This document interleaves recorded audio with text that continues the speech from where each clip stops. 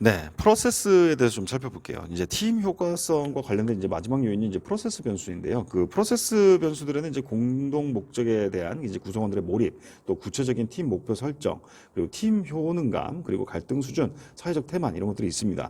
특히 이제 대단위 팀과 같이 이제 상호 의존성이 높은 팀에서는 이제 특히 중요한데요. 이 프로세스가 이제 팀 효과성이 왜 중요할까요? 예, 팀은 이제 구성원의 투입물 합보다 더 많은 산출물을 창출해야 된다는 것이죠. 예. 그래서 이제 그 집단 프로세스 효과를 보면은 잠재적인 어떤 집단 효과성이에서 이제 과정의 그 이익이 좀 합해지고 거기서 과정의 손실이 빼지면 실질적인 집단 효과성이 됩니다. 집단 프로세스가 어떻게 집단에 이제 실제 효과성에 영향을 미치는지 이게 바로 보여주고 있는 것이죠. 팀은 이제 흔히 이제 그 연구 실험실에서 사용이 됩니다. 왜냐하면 이제 연구자가 모두 독립적으로 일할 때보다 팀으로 일할 때 여러 사람이 가진 그 다양한 스킬을 이용해서 더 의미 있는 연구를 할 수 있기 때문인 거죠.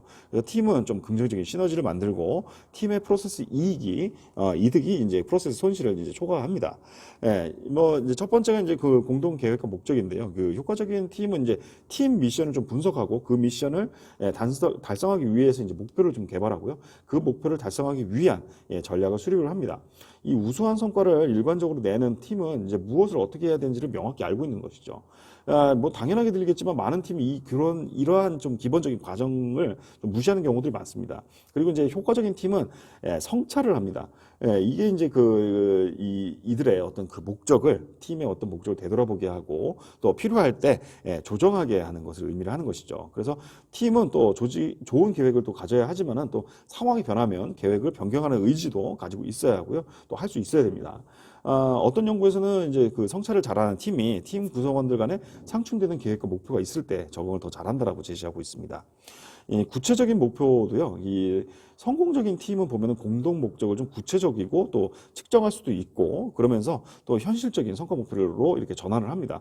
이 구체적인 목표는 이제 명확한 의사소통을 촉진합니다. 그리고 또 이것은 이제 그 팀이 목표 달성에 좀 집중할 수 있게끔 도와준다는 것이죠. 그래서 이제 그 개인의 목표에 대한 연구와 마찬가지로 이제 팀 목표도 도전적이어야 됩니다. 물론 어렵지만 또 달성할 수 있는 목표. 이런 것들은 이제 설정된 목표 기준에 맞춰 팀 성과를 증가시킨다는 것이죠. 예를 들면은 양에 대한 목표는 양을 증가시키는 경향이 있고요. 또 속도에 대한 목표는 속도를 증가시키는 경향이 있고 또 정확성에 대한 목표는 정확성을 높여준다는 것이죠. 팀 효능감에 대해서 좀 말씀드리면 효과적인 팀이 이제 자기 확신을 좀 가지고 있습니다. 이런 팀들은 이제 성공할 것이라고 믿는 것이죠. 이런 것들을 이제 팀 효능감이라고 하는데 이 성공을 경험한 팀은 미래에도 성공할 것이라는 신념을 좀 갖게 되고요. 그 결과 더 열심히 일하려는 동기가 유발이 됩니다.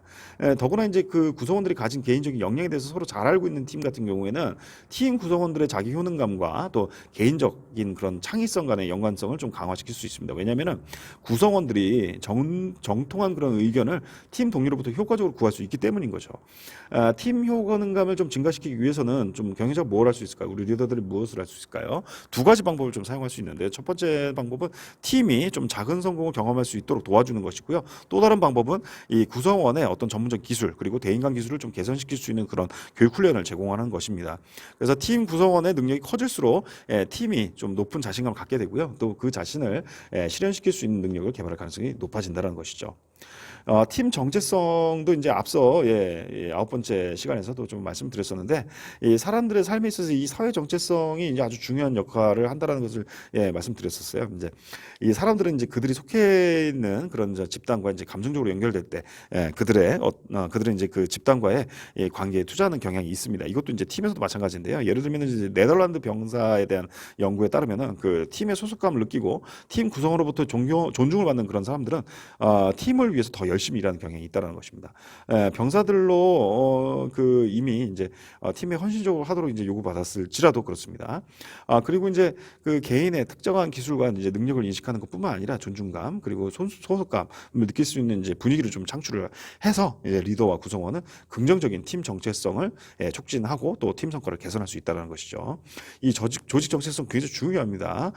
팀은 이제 진공 상태에서는 거의 활동을 하지 않아요. 흔히 이제 팀은 다른 팀과 상호작용을 하면서 팀과 활발한 이제 협력을 이끌어내기도 하고요. 또 긍정적인 팀 정체성을 가지고 있지만 또 긍정적인 조직 정체성이 없는 그런 개인은 팀에 고착되어서 이제 조직 내 다른 팀과 협력하지 않을 수도 있습니다.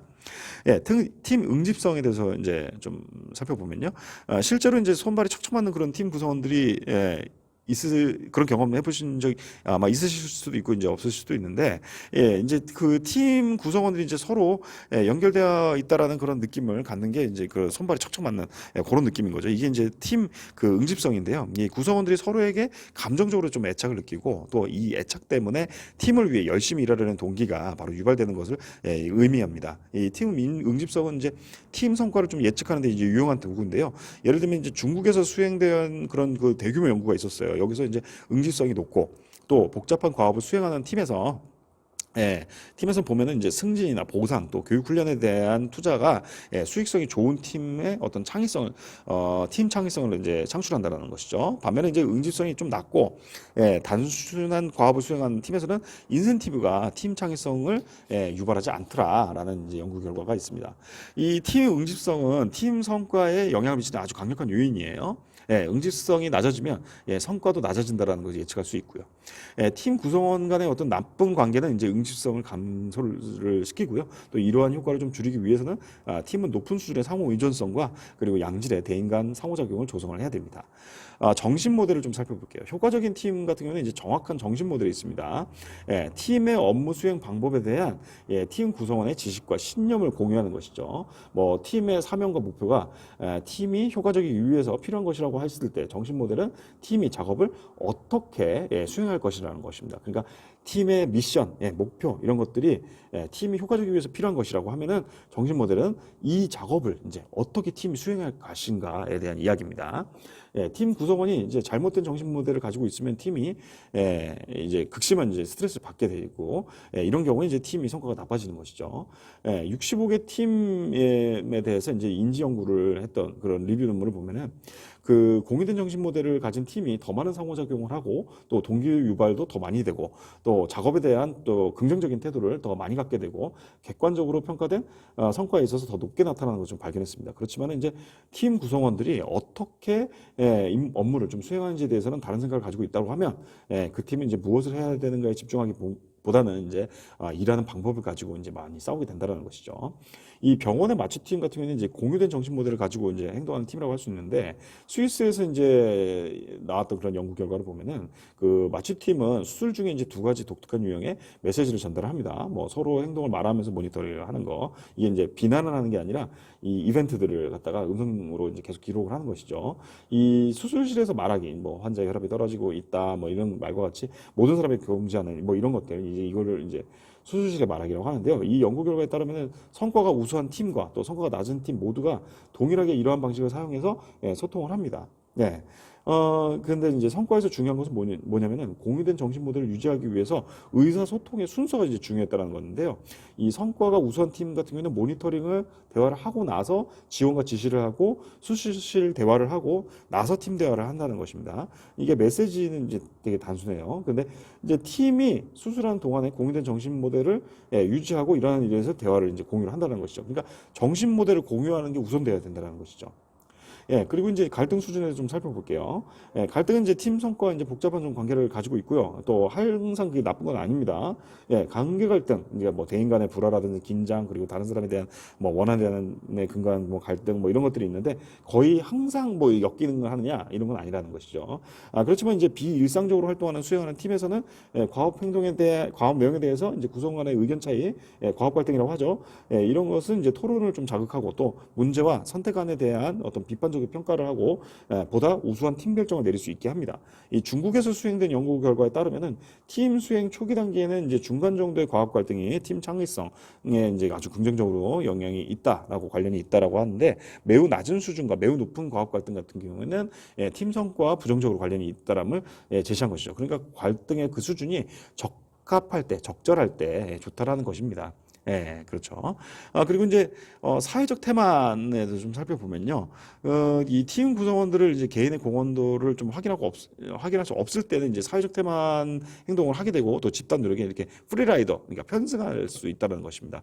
그래서 이제 효과적인 팀은 이제 구성원들에게 팀의 목적, 목표 그리고 접근 방법에 대해서 개인적으로 그리고 집단적으로 책임을 지게 하는 겁니다. 그렇게 해서 이제 이러한 경향, 사회적 태만을 없애는 것이죠.